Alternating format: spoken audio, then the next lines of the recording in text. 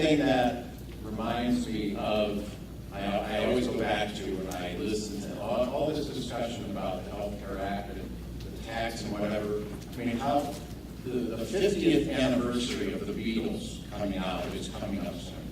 And their song, Taxman, comes to mind. And so a few lyrics from that song are, if you drive a car, I'll tax the street. If you try to sit, I'll tax your seat. If it gets too cold, I'll tax the heat. If you take a walk, I'll tax your feet. I feel like we're playing that over and over again.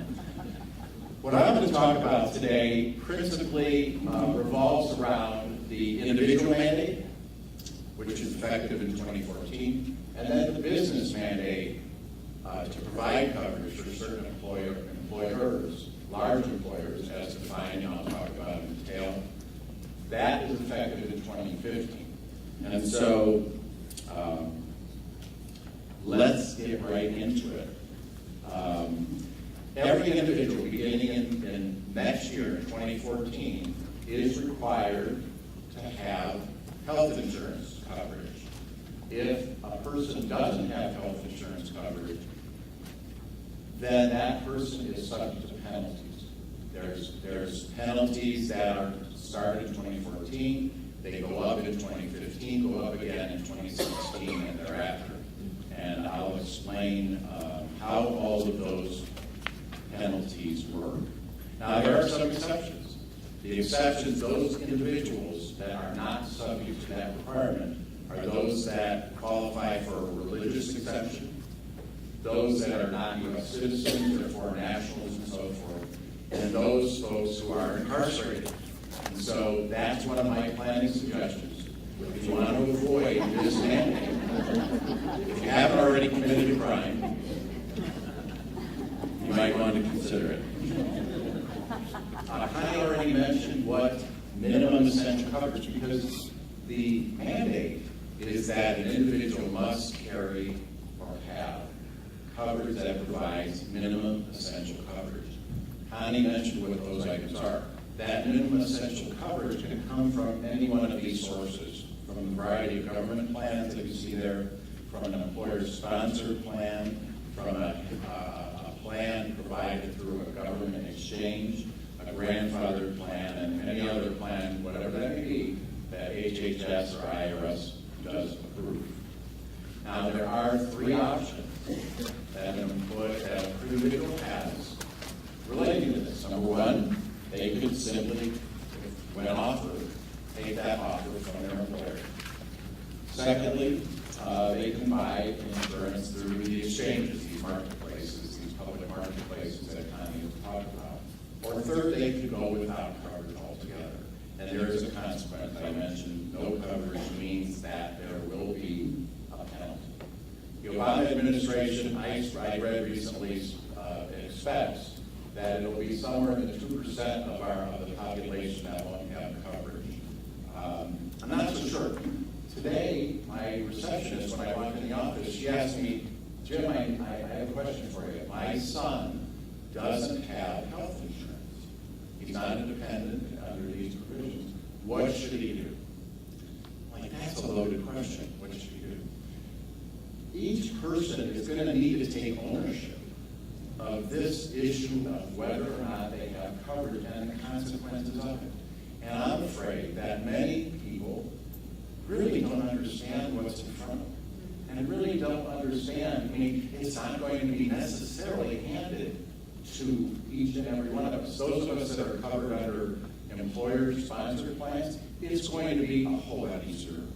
Those of us that don't have that kind of coverage, where you're going to have to either go to an exchange or go to HillBarth or another provider, you're going to have to take ownership in order to make sure that you have the coverage. And then, if people don't do it, which I fully expect that they won't, those penalties are part of our annual income tax returns as individuals. So we as a tax return preparer, I have to now ask, do you have health insurance coverage?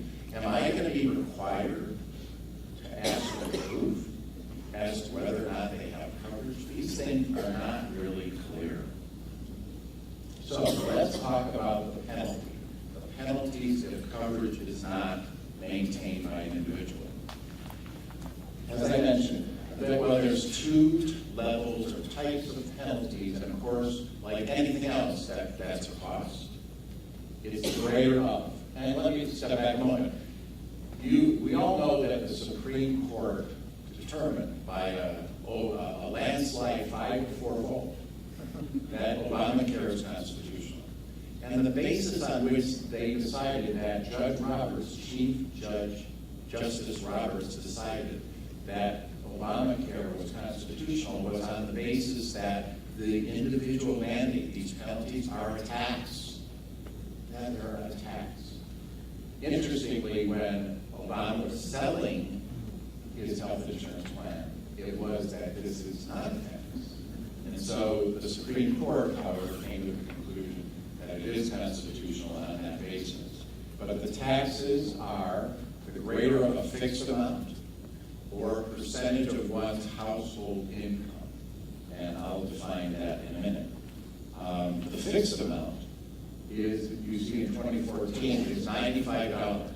That's an annual amount, and if coverage is not maintained during a portion of a year, you prorate that on a monthly basis, and the penalty would be that lesser amount based upon the portion of the year that coverage was not maintained. The penalty, this flat amount, goes to $325.15 and $695 in 2016 and after. Now, these are per person. And so a husband and wife, if they don't maintain coverage, that's ×2. If a dependent, age 18 or under, of that couple does not also have coverage, the penalty for a dependent 18 or under is half of that fixed amount. And the fixed amount can't be any more than 300% of those amounts for a family. And so if someone has 10 kids and none of them have coverage, you're not going to go over 3 times 95 or 3 times 325 as a family group. Okay? The percentage is, it's 1 percentage point on household income reduced by a threshold amount. The threshold amount is that amount that a person has income is required to file a tax return. And so that excess amount over that filing threshold is what this percentage is levied on. And so it's 1% in 2014, goes up to 2% in 15, 2.5% in 16 and after.